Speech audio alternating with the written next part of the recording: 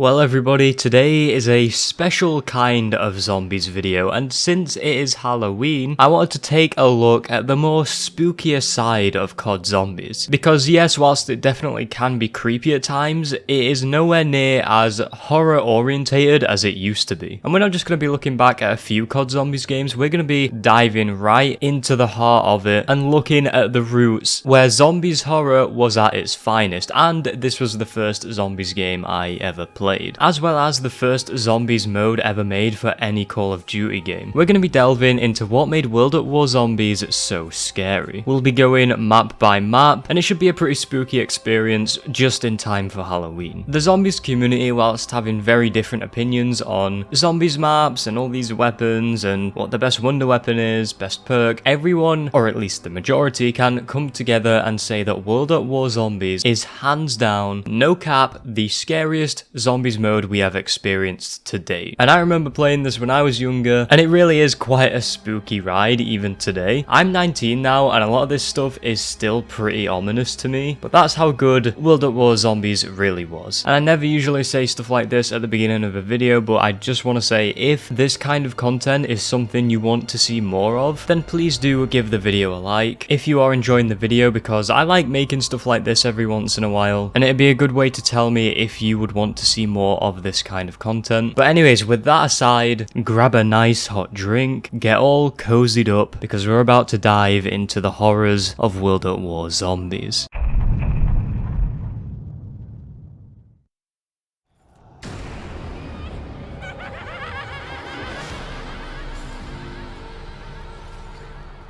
Nacht Der Untoten was the first zombies map that we were ever given. Now we're going to start with the cutscene, and the cutscene is very eerie and overall a great and effective way to convey to the player just how hopeless they really are. You can see in the intro that you are in the middle of nowhere, and when you spawn into the map, if you look through the windows where the barriers are, you will see absolutely nothing. No landmarks, no points of interest, just nothingness for miles and miles, all clouded by fog, and that feeling of isolation will set in even more. This feeling of desperation is something we will see in other World at War maps. Since you've spawned in and looked out the windows, by now I'm sure you'll see the decrepit looking zombies slowly emerging from the fog, shambling and limping, stopping at nothing to get you. It's always a creepy feeling, and can I just quickly say, before even getting into any of this, even the main menu of World at War that you go to select zombies in is just a really spooky atmosphere. It's one that sent shivers down my spine and still does.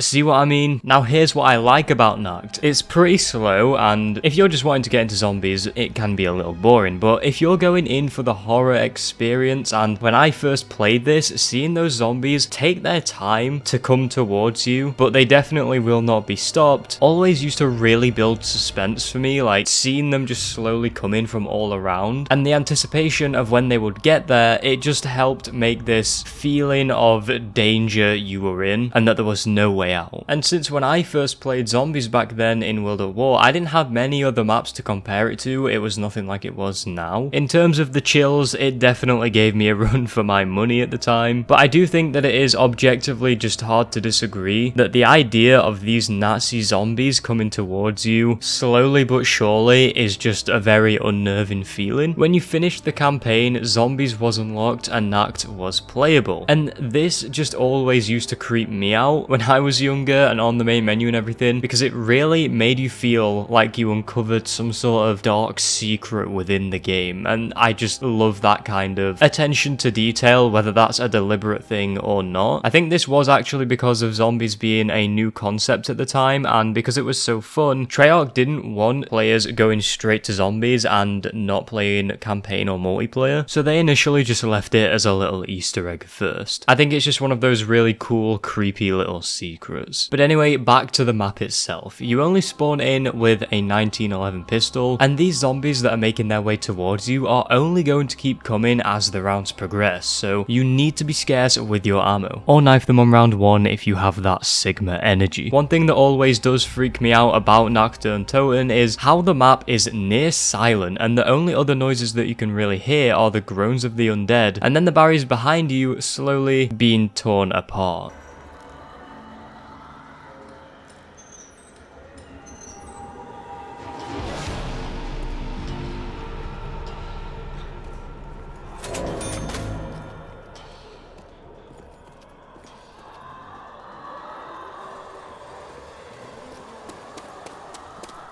Safe to say, it sets up an all hope is gone, there is no escape type of feel, and it really hammers it home with all of this stuff, amping up that spook scale. One thing that Nacht is known for is that there isn't much to help you either. Once you get past the help door, which is pretty chilling in and of itself due to how jagged the graffiti is, there's a mystery box there, but that's it. Here are some decent weapons that aren't super strong and will become useless very soon. Survive. I also think that the drab, desaturated colours of Nacht, and also World at War as a whole, add to the grizzled and decaying atmosphere of this and other maps. Its rundown and broken structures really show that this is completely destroyed and abandoned, a ghost of its former self. And I think the fact that this place is so destroyed and so obliterated, making it hard to tell what the location you're actually at is, gives it this ambiguity which I just find interesting as well. I always found that the dog that would bark on the map used to throw me off guard a lot the first few times I would play. It was this dog barking noise. You couldn't actually see a dog, but you would hear it every, I think it was about round 5 to 7ish, which is conveniently roughly around the point where hellhounds would spawn on other zombies maps. Always used to put me in this state of thinking there was something out there, like there was something that was going to come into the map, and it wasn't the Hitler boss.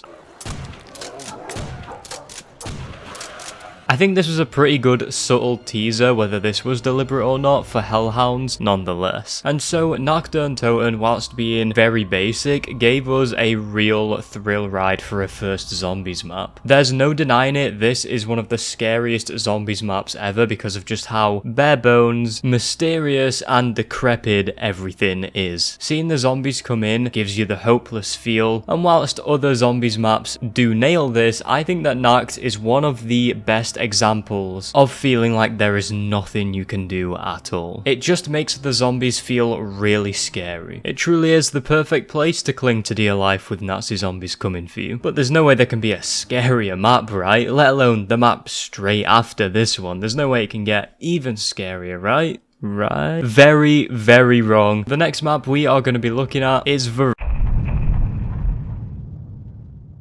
Verruckt is arguably the most ominous and scariest map in all of zombies history, and for good reason. So this really starts with once again that isolated feeling, but one of the smartest mechanics of Verruckt is that if you have brought friends along with you upon spawning into the map, you will spawn in different areas of the map, completely segregated and split into twos, and then separated by a door which can only be opened by turning on the power, meaning that before you get your perks and any decent weapons really, Verruckt forces you to split up when you are at your most vulnerable, and this even now will make anyone feel way more insecure and vulnerable whilst playing this map. Verruckt doesn't aim to let you settle into a comfortable match of zombies. It tries its hardest to make you feel really uneasy and on edge, and believe me, it does succeed. Verruckt is set in an abandoned asylum in which Nazi scientists, or in the terms of story here, Group 935, were conducting horrific experiments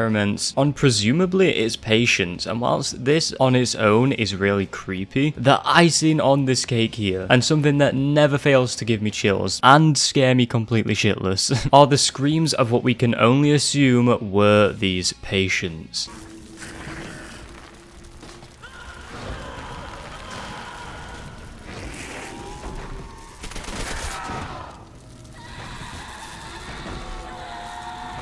They sound horrible, and there is so much pain and desperation in these screams, it really is chilling, and plays into that ominous feeling that the map brings. You can even hear a baby very faintly crying if you go to these body lockers.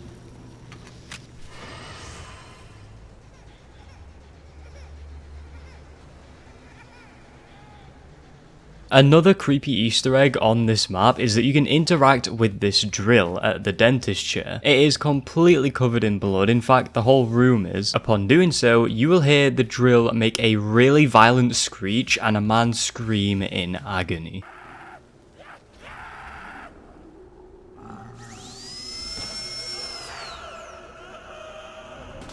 This one did not need to be in the map at all. And this really synergizes with the already bad feeling you have that something was and is terribly wrong here. You know, besides the Nazi zombies that are trying to kill you. It's safe to say the first time I experienced that, it put my brain in a state of terror. But Treyarch 100% knew what they were doing when they added these little Easter eggs around the map. And one of the scariest things on Verruckt has to be the carnival music, which used to freak me out so bad, and still does to this very day. It's pretty hard to hear in game, but when you do, it really is awful. Especially keeping in mind that a lot of mentally ill patients were experimented on by Nazi scientists, and then there's just this seemingly innocent song, and it is so out of place, and over this you can hear the screams of people in the map. Listening to it will give you a very haunting chill. I'll play it for you now.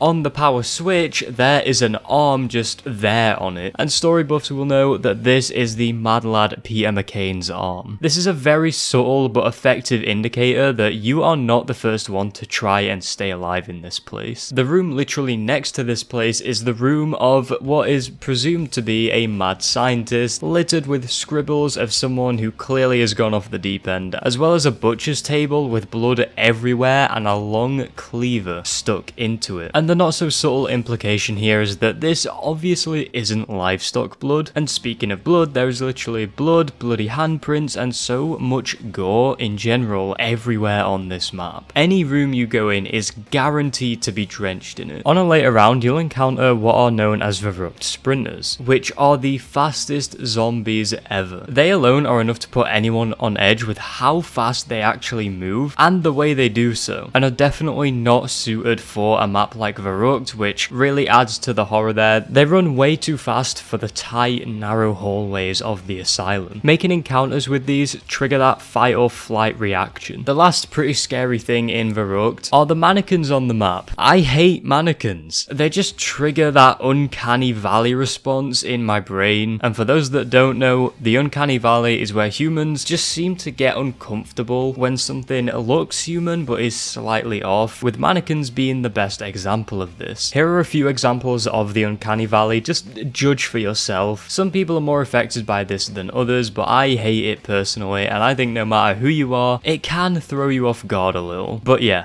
I still hate mannequins. But overall, Verruckt just has a very, scary setting as a whole. I mean, an abandoned asylum that turned into a Group 935 Nazi experimentation facility. Like, that's just pretty creepy on its own. And the place just looks so run down. It looks like one of those places you would see on YouTube of like people exploring abandoned buildings. They did a really good job of nailing that aesthetic, and I love that outside is just nothing but trees and like some fog, and with the map being so claustrophobic and not very breathable, all of the rubble and debris in the way makes you feel even more closed in, giving you a very minuscule glimpse of the pain that these victims of this facility once felt. Verruckt forces you to be right in the middle of where there was once a lot of pain and suffering, whilst Nacht specializes in that slow burn type of horror where it will slowly make you feel more paranoid as you're playing, building up to the inevitability of of not being able to push back this horde, Verruckt throws you straight into it, right in the middle of the horror, and pulls no punches. In pretty much every room there is something that looks off, will give you a bad feeling, or will just downright freak you out. And whilst you're exploring this map already in a very uncomfortable state, it will constantly remind you of how horrible this place must have been. And still is. I don't think there's going to be a map scarier than Verruckt, not for a very long time, or ever. I could talk about this one all day, it really is unique, but let's move on to our next map.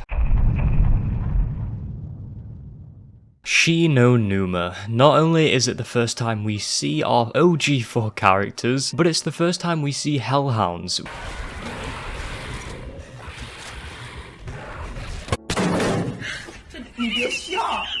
We will get to those later, but before we do, let's discuss the setting of Numa. This map is set in a swamp somewhere in Japan and has a very dense and foggy atmosphere, with its usual World at War desaturated colours, making every map creepy as well, and also in usual World at War fashion, at this point, makes you feel as though there is nothing you can do to escape. You are completely lost and engulfed in this swamp of death, as the Japanese translates to. And there are hellish creatures that are coming for you. The map has a really good and chilling ambience of wildlife, which can hammer home the feeling of you being inside of this top secret lab deep in the swamp. Now the real spooks start when, if you stop to listen, you can hear occasionally these whispers just at random, and they sound terrifying, which you may not even catch on a normal first playthrough.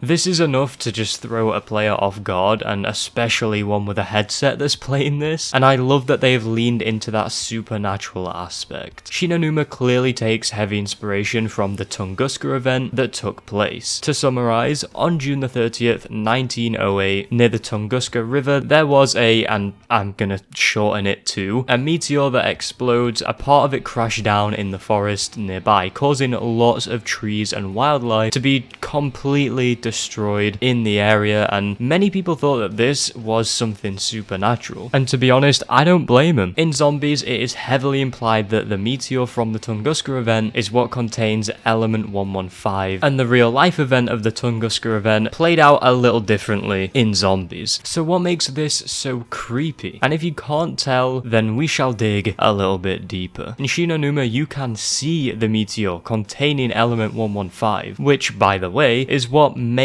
the zombies in the first place. When you look at the meteor in Numa, it looks so ominous, just sat there. I don't know how to explain this one, but just the way it is shrouded in the creepy swamp, the foliage, just gives a really uneasy feeling, especially knowing that it all led to the horrors which we've seen on all of the other maps. Numa features at the time, new zombie type called the Hellhounds, as I mentioned earlier, mutant zombie dogs which will try to tear you to shreds. And in World at War, not only do they look very haunting, but they come at you with such a fast and sporadic way, which gets that adrenaline pumping through your body, because they hit you very fast and they even just leap straight at you. And in World at War Zombies, you are about as fragile as some fine china sat on a shelf that could fall off at any minute. You get killed so easily. 2 hits and you're gone, and 3 from a dog. But with how fast they hit and how overly aggressive they are, if you don't have a good gun or jug at the beginning of this round, then it's GG. Big F for all the times we have died from those guys. When the rounds start, I always found the fog concerning, because on Numa, I don't know what it is, but it works so well to take what is already a scary map where you can't see much at all due to all of that foliage and fog being in the way, and then adding even more fog when you really need to see the Hellhounds. It's a nice touch, and how can we forget about the classic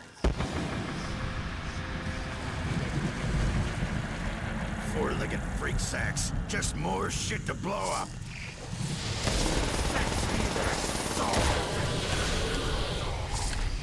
Oh damn. The zombies in Numa are slightly different. And I've got to say this, I used to hate the way that they would come at you. They would walk and do that horrible shamble with even more dislocated and contorted bones. And it was just one of those smaller things that just gets to you. But let's go back to when you even spawn in on the map. Before seeing any zombies at all, you will see a hanging man just right in front of you. Now the OGs will know that this is the mad lad Peter McCain, and a subtle clue to this is that he has his arm missing, and on Verruckt's power switch there's a arm that has been cut off. He's in full view when you spawn, and seeing how lifeless his body is makes for a pretty scary time.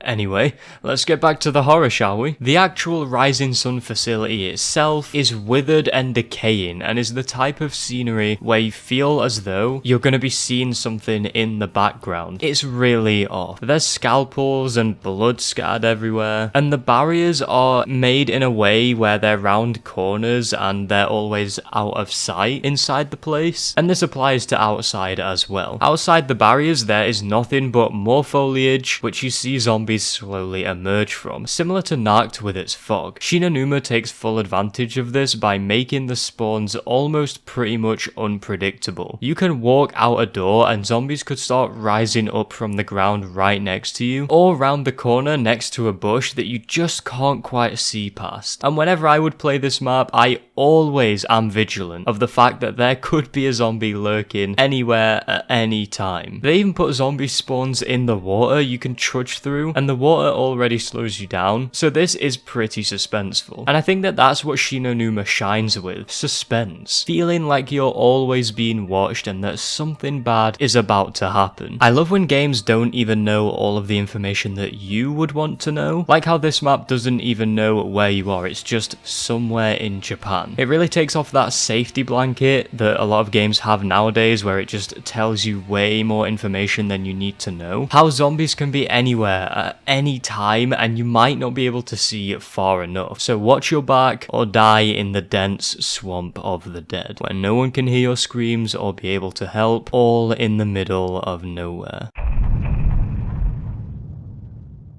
Riese, one of the best zombies maps to ever exist, don't at me on that, and I will say this straight off the bat. This map isn't as scary as the other three, or at least not in aesthetics. Riese displays that chilling feeling in a different way. History. Riese has a chilling aura shrouded by a dark history that happened at this Group 935 facility. But first, let's discuss the visuals and all of that stuff. This facility is your standard Nazi scientist type of sci-fi factory, not over the top by any means, making it very much believable. And it gives it this really gritty feeling, especially knowing it's overrun with zombies. If this really is where it started, something bad happened here. What was it? There are some really weird oddities around this map which you may not notice straight away, such as the shadow of Samantha's teddy bear ominously cast onto the wall outside one of the barriers at spawn, and it's just out of sight, which makes you feel as though someone or something is watching you. Same with the writing on the walls from Samantha, which seems to be much more apparent and meaningful, as though it's trying to tell you something, compared to any other World at War map. A few examples of this being some graffiti that says "Return through ether," another one says "Teddy is a liar" with some weird symbols that seem to spell out help, and then there's some in the spawn that says "Embrace the Trinity and true power will be yours." There is also a bloodied paw print of a hellhound just near the stairs at the catwalk, and you may not see it straight away, but when you notice it, it's creepy as hell. Like when I was younger and I was first playing Riese, seeing that bloodied paw print really tucked away, it was definitely enough to send a shiver down my spine. It was really one of those when you see it type of things, and there was a lot of those in zombies. Oh, and how can we forget the Easter egg, the hidden stuff outside the maps back in World at War just spooked me when I was younger, with the Easter egg not being able to be accessed until you shoot this little control panel outside the map, and then you get to play a unnerving game of hide and seek with the creepy ghost girl Samantha.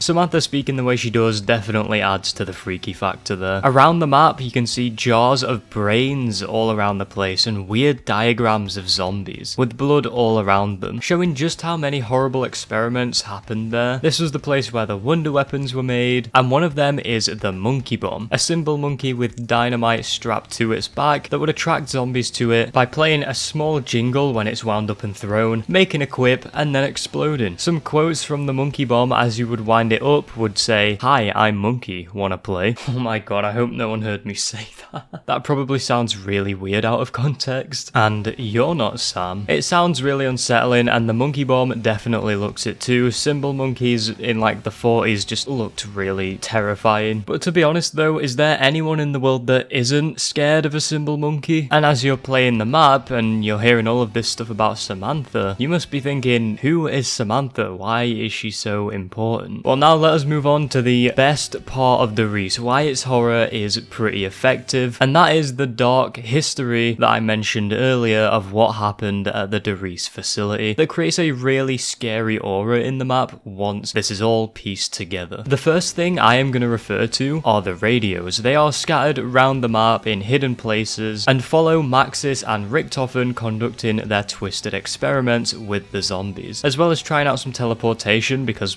why not? And going off of the radios here, since it's just audio, some of these are scary sounding, especially since we the players know how freaky the zombies are, and knowing how wrong everything goes makes listening to them much more impactful. Maxis was the father of Samantha, and whilst all of this experimentation was going on, Samantha wasn't really given much affection or attention from her father, and to make up for that, Maxis got her a dog called Fluffy. Now, you must be very diligent, Miss Samantha. Owning a dog is a great responsibility. Oh, I love her. You must feed her every day and Oh yeah, bring it, very careful motherfuckers! when you play with her. You know she's going to have puppies. Really? Can I keep the puppies too, Father? We'll see, Samantha. One step at a time. Richtofen and Maxis decided to experiment on Fluffy, and this ended up turning her into the first ever Hellhound. And considering that she was pregnant, as the radio said, that's where the rest of them came from. This little bit of history makes that bloody paw print mark on the wall 10 times creepier, and the map is full of stuff like this. At the end of the Riese, Richtofen was corrupted by 115 and went pretty crazy, locking Samantha and her father Maxis in the teleporter, sending them to Moon. Initiating test number 6. Subject is within test chamber. Activate power. Damn it, Edward! Did you set up the device correctly? Yes, Doctor. As per your specifications. If you had done it to my specifications, then it would have worked, wouldn't it? As usual, your incompetence has... What? Do you hear that, Doctor? Quiet, you fool! Test number 6 is a failure, but the experiment has caused some kind of electrical force energized within the chamber. Well, open the door! Doctor, I don't think... Open the door, now!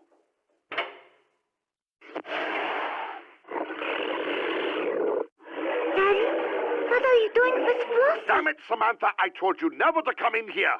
Edward, get her out of here. Yes, Doctor. What's wrong with her? Daddy, what did you do?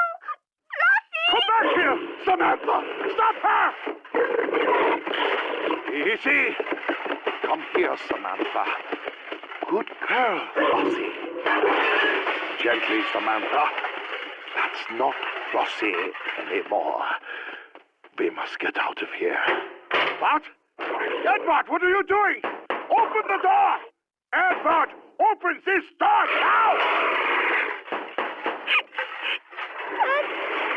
I'm scared. Don't go! Stay by me, Samantha! Goodbye, Dr. Maxis.